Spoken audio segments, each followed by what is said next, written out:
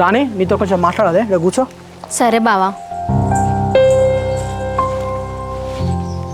రాణి దివ్య హాస్టల్కి వెళ్ళే ముందు మాట్లాడినా, ఇక జాబ్ చేయను ఏం చేయను మ్యారేజ్ చేసుకుంటా అని చెప్పేసి అన్నావంట కదా.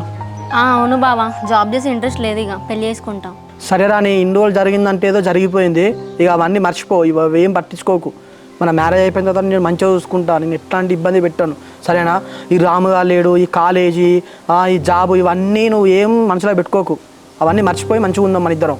ఇప్పుడు ఎందుకంత అట్ట మాట్లాడుతున్నావు బావా? పెళ్ళి చేసుకుంటానని చెప్పిన కదా.